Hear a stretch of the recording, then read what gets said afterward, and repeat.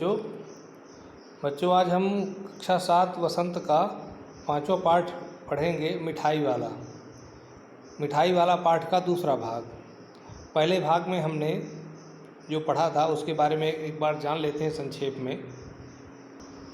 तो पहले भाग में हमने जाना था कि एक फेरी वाला आता है जो खिलौने बेचता है। उसके बेचने का ढंग, बच्चों से बात करने का ढंग एकदम अद्भुत होता है, जिसके कारण वह रोहिणी और अन्य लोगों का ध्यान अपनी ओर खींचता है। और सबसे ख़ास बात, वो बच्चों को मुफ्त में भी दे देता है, कम पैसे में दे देता है, किसी को खाली हाथ नहीं लौटाता। वो चला जाता है। लेकिन कुछ दिन बाद फिर एक बाँसुरी वाला आता है, बसुरिया वाला। वो भी उसी तरह से गा गा करके अपना सामान बेचता है। तो फिर रोहिणी को उस पुराने खिलौने वाले की याद आती है, वो भी तो इसी तरह बेचता था। और तब उसका शक यकीन में बदल जाता है जब यह मुरलिया वाला भी खिलौने वाले की तरह बच्चों को कम दाम में या मुफ्त में बाँसुरी दे देता है। तब उसे शक होता है रोहिणी को कि आखिर ऐसी क्या बात है कि यह व्यक्ति अपने लाभ के बारे में नहीं सोचता है, यह बच्चों की खुशी के बारे में सोचता है। तो कुछ तो खास बात है इसके अंदर, और यही जानने की उसके मन में जिज्ञासा पैदा होती है। लेकिन वो बाँसुरी वाला चला जाता है और रोहिणी फिर भूल जाती है उसको। लेकिन करीब 8 महीने बाद फिर एक ऐसी घटना घटती है जिससे पता चल जाता है कि आखिर ये जो फेरी वाला है, खिलौने वाला, बसुरिया वाला, ये क्यों फेरी लगाता है और क्यों बच्चों को कम दाम में सामान बेचता है और बहुत मीठे स्वर में, बहुत मीठी बोली में बात करता है सबसे। तो यही प्रश्न शुरू से था हमारे मन में कि हमें इसके बारे में जानना है कि आखिर इसकी क्या मजबूरी है कि यह सब फेरी का काम करता है और बच्चों को खुश रखने का प्रयास करता है। तो आइए जानते हैं 8 महीने बाद कौन सी घटना घटी थी। 8 मास बाद सर्दी के दिन थे। रोहिणी स्नान करके मकान की छत पर चढ़कर आजानुलंबित केश राशि सुखा रही थी। इस समय नीचे की गली में सुनाई पड़ा बच्चों को बहलाने वाला मिठाई वाला। 8 महीने बाद वो फिर आ गया, लेकिन इस बार खिलौने वाला बनकर नहीं, मुरलिया वाला बनकर नहीं, क्या बनकर आया? मिठाई वाला। जी हाँ, पाठ का जो शीर्षक है वो इसी मिठाई वाला के आधार पर है। अच्छा, एक जगह यहाँ पर लिखा हुआ है आजानुलंबित केश राशि। आजानुलंबित का मतलब होता है घुटनों तक लंबे बाल। आजानुलंबित केश राशि मतलब घुटनों तक लंबे बाल। बहरहाल आगे जानते हैं मिठाई वाले के बारे में।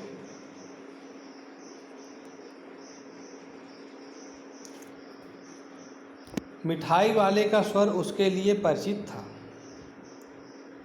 झट से रोहिणी नीचे उतर आई। उस समय उसके पति मकान में नहीं थे। हाँ, उनकी वृद्धा दादी थी।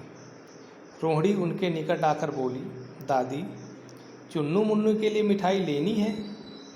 जरा कमरे में चलकर ठहराओ, मैं उधर कैसे जाऊं? कोई आता ना हो। जरा हटकर मैं चिक की ओट में बैठी रहूँगी। हाँ, आपको ये याद हो, स्मरण हो कि पर्दा प्रथा चलती थी, जिसकी वजह से महिलाएं बाहर नहीं निकलती थीं और कोई आ न जाए इस भय से हमेशा घर के अंदर रहती थी, पर्दे में रहती थी। इसी वजह से रोहिणी ने दादी का सहारा लिया और कहा कि दादी उसको रोको, इस मिठाई वाले को, ज़रा इससे कुछ मिठाई लेनी है। यद्यपि वो मिठाई तो लेना चाहती थी, आपको पता होना चाहिए, मिठाई तो लेना चाहती थी, लेकिन इसी बहाने वो जानना भी चाहती थी कि आखिर इसका इतिहास क्या है, इस मिठाई वाले का इतिहास क्या है। अब देखते हैं दादी माँ उसको रोकती हैं कि नहीं। दादी माँ उठकर कमरे में आकर बोली, ए मिठाई वाले, इधर आना। मिठाई वाला निकट आ गया, बोला, कितनी मिठाई दूँ माँ? ये नए तरह की मिठाइयाँ हैं, रंग बिरंगी, कुछ कुछ खट्टी, कुछ कुछ मीठी, जायकेदार, बड़ी देर तक मुंह में टिकती हैं। जल्दी नहीं घुलती, बच्चे बड़े चाव से चूसते हैं। इन गुणों के सिवा ये खांसी भी दूर करती हैं। कितनी दूं? चपटी, गोल, पहलदार गोलियां हैं, पैसे की 16 देता हूँ। तो बच्चों आप समझ गए कि अगर किसी दुकान वाले से हम कोई सामान मांगते हैं तो वो अपने सामान का, अपनी वस्तु का निश्चित रूप से बखान करता है, सुंदर वर्णन करता है, ताकि खरीदने वाला उस पर मोहित हो जाए, आकर्षित हो जाए, उस सामान को खरीदे। इसीलिए उसने मिठाइयों की विभिन्न विशेषताएं बताई जो इस पैराग्राफ में दिया गया है। एक जगह लिखा है पहलदार। पहलदार का मतलब होता है लहरदार, है ना। आइए जानते हैं, एक पैसे की कितना देता था? 16 देता था। देखते हैं दादी माँ तैयार होती हैं 16 लेने के लिए।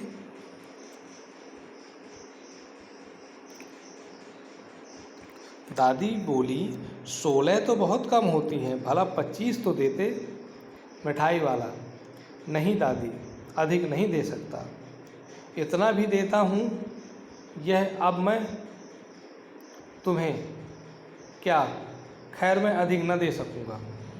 अर्थात समझ गए आप कि दादी ने 25 मांगी और उसने कहा मैं इससे ज़्यादा, 16 से ज़्यादा ना दे सकूँगा। आप तो जानते हैं कि वो जो है मिठाई वाला किसी को ठगता नहीं था, वो पहले से ज़्यादा देता था। अगर और कोई ज़्यादा मांगेगा तो घाटी में जाएगा।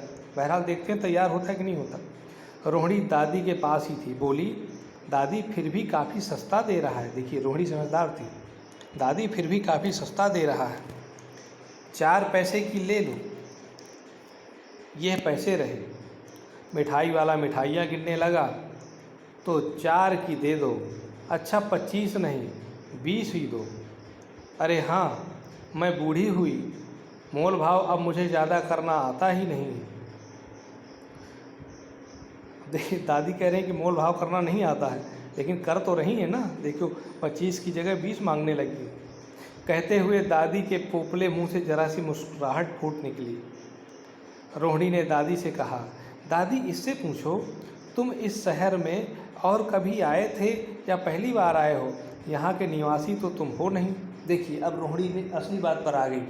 वो मिठाई तो लेना चाहती थी, लेकिन जानना भी चाहती थी उस मिठाई वाले के बारे में।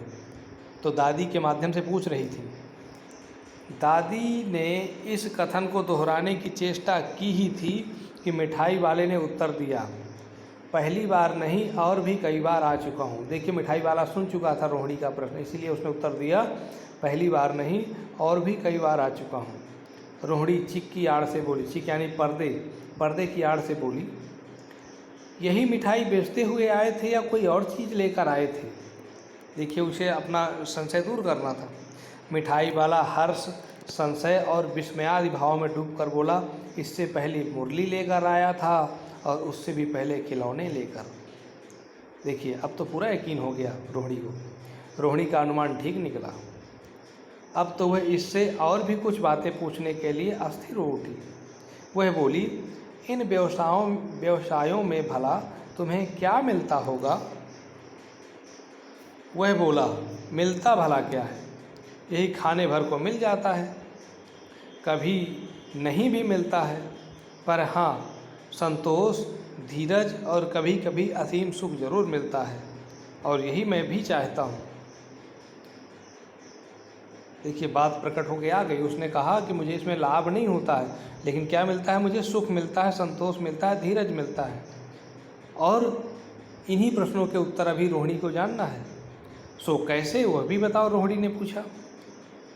लेकिन वो बात को टालने लगा।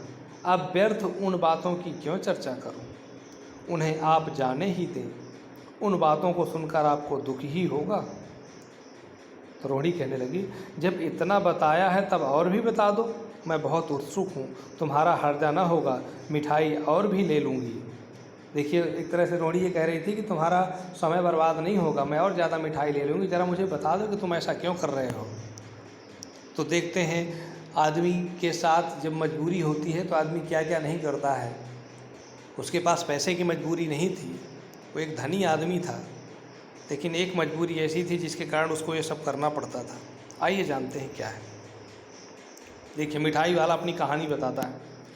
अतिशय गंभीरता के साथ मिठाई वाले ने कहा, मैं भी अपने नगर का एक प्रतिष्ठित आदमी था। मकान, व्यवसाय, गाड़ी घोड़े, नौकर चाकर सभी कुछ था। स्त्री थी, छोटे छोटे 2 बच्चे भी थे। मेरा वह सोने का संसार था। बाहर संपत्ति का वैभव था और भीतर सांसारिक सुख था। स्त्री सुंदरी थी, मेरी प्राण थी। बच्चे ऐसे सुंदर थे जैसे सोने के सजीव खिलौने। उनकी अठखेलियों के मारे घर में कोलाहल मचा रहता था। समय की गति, विधाता की लीला, अब कोई नहीं है। दादी प्राण निकाले नहीं निकले, इसीलिए अपने उन बच्चों की खोज में निकला हूँ। वे सब अंत में होंगे तो यहीं कहीं, आखिर कहीं ना जन्मे ही होंगे। उसी तरह रहता, घुल मिल कर मरता, घुल घुल कर मरता। इस तरह सुख संतोष के साथ मरूंगा। इस तरह के जीवन में कभी कभी अपने उन बच्चों की एक झलक सी मिल जाती है। ऐसा जान पड़ता है जैसे वे इन्हीं में उछल उछल कर हंस खेल रहे हैं। पैसों की कमी थोड़े ही है। आपकी दया से पैसे तो काफ़ी हैं, जो नहीं है इस पर उसी को पा जाता हूँ, इस तरह उसी को पा जाता हूँ। तो ये आपने उसकी कहानी सुनी। संक्षेप में ये था कि वो एक अमीर आदमी था, उसके बच्चे थे, पत्नी थी, लेकिन एक जगह लिखा है समय की गति विधाता की लीला, यानी कुछ ऐसी दुर्घटना घटी, कोई एक्सीडेंट हो सकता है, आग लग सकती थी, घर में लगी होगी, या कोई महामारी आई होगी, क्योंकि उस समय महामारियाँ बहुत आती थी, भयानक, चेचक, हैजा, है ना, इस तरह की विसूचिकाएँ, महामारियाँ आती थी, जिसके चलते परिवार के परिवार नष्ट हो जाते थे। तो कुछ ऐसा ही हुआ जिसकी वजह से इस खिलौने वाले के, मिठाई वाले के बच्चे भी मर गए और उनकी पत्नी भी मर गई और वह व्यक्ति अकेला पड़ गया, निराश हो गया, प्राण नहीं निकल रहे थे। तो उसने इस खिलौने बेचने का, मुरलिया बेचने का, मिठाई बेचने का धंधा शुरू किया, ताकि इसी बहाने वो बच्चों से मिलता रहेगा, दूसरे के बच्चों को देखता था और उन्हीं बच्चों में अपने बच्चों की छवि उसको दिखाई पड़ती थी। इसी वजह से वो बच्चों से इतना प्यार करता था, उसे लगता था ये उसी के बच्चे हैं। इसी वजह से कुछ बच्चों को वो मुफ्त में भी खिलौने, मिठाई, बाँसुरियाँ इत्यादि दे दिया करता था, कम पैसों में दे दिया करता था। निश्चित रूप से ये पता चल गया हमें कि उसका उद्देश्य पैसे कमाना नहीं था, बल्कि एक सुख प्राप्त करना था, संतोष प्राप्त करना था, आनंद प्राप्त करना था। उन बच्चों के बीच में जा कर के एक तरह से उसे अपने बच्चे ही उन सब बच्चों में नज़र आते थे, तभी वो ऐसा करता था। तो उम्मीद है आपको इस प्रश्न का उत्तर मिल गया होगा कि वह व्यक्ति क्यों बच्चों को कम दाम में, सस्ते दामों में मिठाइयाँ या दूसरी चीज़ें दे दिया करता था। बहरहाल आगे जानते हैं। रोहिणी ने अब मिठाई वाले की ओर देखा। उसकी आंखें आंसुओं से तर हैं। इस समय चुन्नू मुन्नू आ गए। रोहिणी से लिपट कर उसका आंचल पकड़ कर बोले, अम्मा मिठाई मुझसे ले लो। यह कहकर तत्काल कागज़ की 2 पुड़ियाँ मिठाइयों से भरी मिठाई वाले ने चुन्नू मुन्नू को दे दी। रोहिणी ने भीतर से पैसे फेंक दिए। मिठाई वाले ने पेटी उठाई और कहा, अब इस बार ये पैसे ना लूँगा। दादी बोली, अरे अरे ना ना, अपने पैसे लिए जा भाई। तब तक आगे फिर सुनाई पड़ा उसी प्रकार मादक मृदुल स्वर में, बच्चों को बहलाने वाला मिठाई वाला। तो इस प्रकार से बच्चों, आपने जाना कि वो मिठाई वाला उस दिन मुफ्त में ही चुन्नू मुन्नू को मिठाई दे करके चला गया। कारण था कि वो इतना भावुक हो गया था कि उसके आंखों से आंसू बहने लगे थे, और उसी भावुकता के आवेश में उसने वो मिठाइयाँ उन बच्चों को दे दी और पैसे नहीं लिए और चला गया। तो इस तरीके से बच्चों, जो हमने इस पाठ के शुरू में एक प्रश्न किया था आपसे कि इस खिलौने वाले या मिठाई वाले की क्या मजबूरी थी कि वो बच्चों को मुफ्त में मिठाई इत्यादि देता था, तो निश्चित रूप से आपको इसका उत्तर मिल गया है।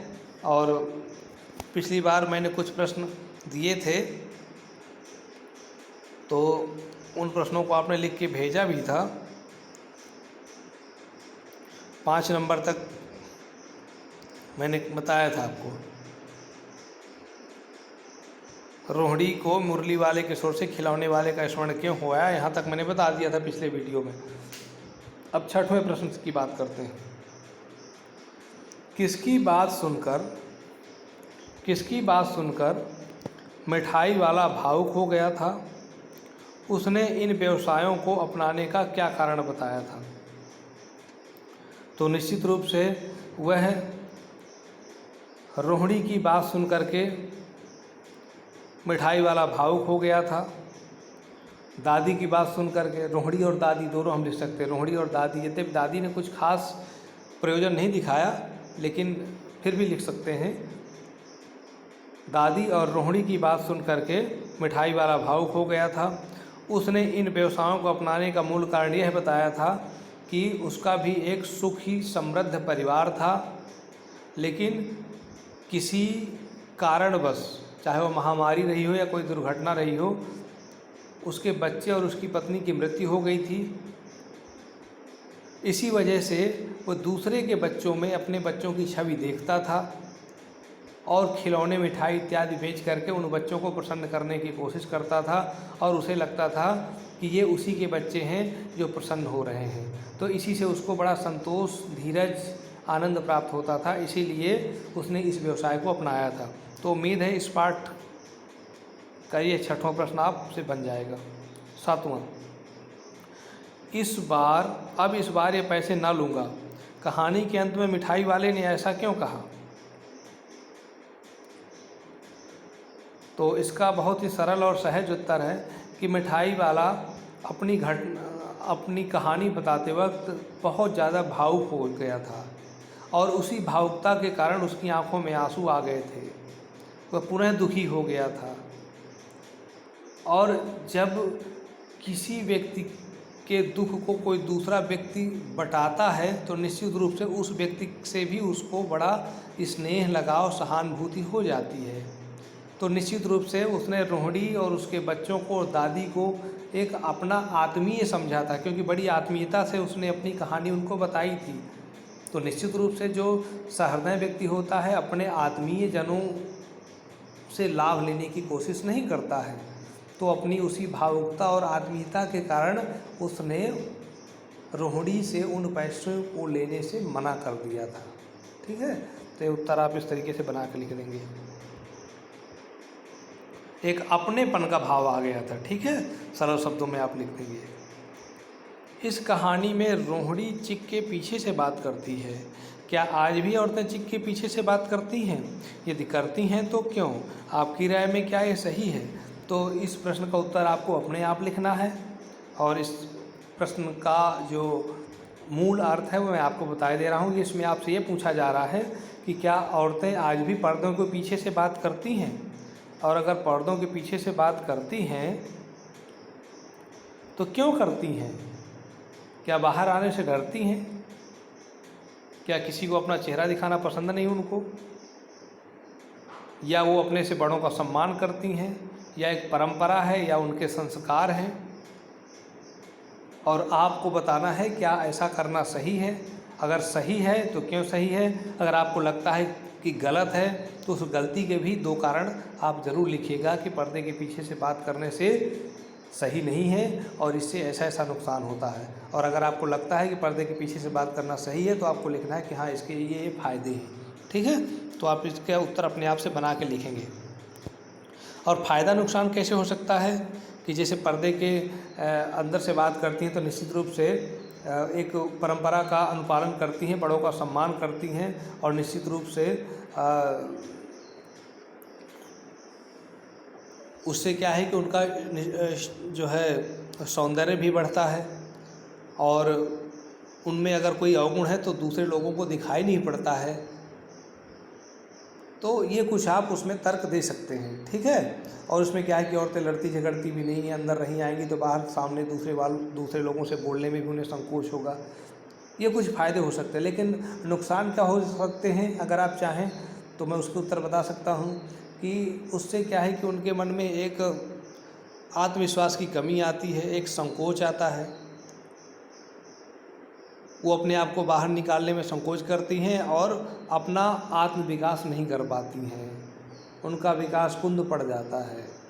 है ना, और फिर वो दबी कुचली सी रही आती हैं। बहरहाल आगे, कहानी से आगे, मिठाई वाले के परिवार के साथ क्या हुआ होगा सोचिए और इस आधार पर एक और कहानी बनाइए। तो एक और कहानी अगर आप बना सकते हैं तो बहुत अच्छी बात है, बनाइएगा। और अगर आप नहीं बना सके तो इसका उत्तर ज़रूर लिखिएगा अपनी कल्पना से कि मिठाई वाले के परिवार के साथ कौन सी दुर्घटना घटी होगी। यद्यपि आप जो भी लिखेंगे वो आप तर्कसंगत लिखिएगा और वो आपका सही होगा, क्योंकि इसमें उत्तर नहीं दिया गया इस पाठ में। दूसरा है, हाट, मेले, शादी आदि आयोजनों में कौन कौन सी चीज़ें आपको सबसे ज़्यादा आकर्षित करती हैं, उनको सजाने बनाने में किसका हाथ होगा, उन चेहरों के बारे में बताइए। तो बस आपको इसमें संक्षेप में लिखना है कि आपको कौन सी चीज़ें पसंद है मेले में, शादी में इत्यादि, क्या चीज़ आप खाना या खेलना पसंद करते हैं और उसमें बनाने में सजाने में किनका योगदान होगा। ठीक है, तो संक्षेप में इसका उत्तर लिखना है। और इस कहानी में मिठाई वाला दूसरों को प्यार और खुशी देकर अपना दुख कम करता है। इस मिजाज की और कहानियाँ और कविताएं ढूंढिए। तो ये अगर आप ढूंढ सकें तो बहुत अच्छी बात है, और नहीं ढूंढ सकें तो कोई बात नहीं, ये आपकी इच्छा पर है। तो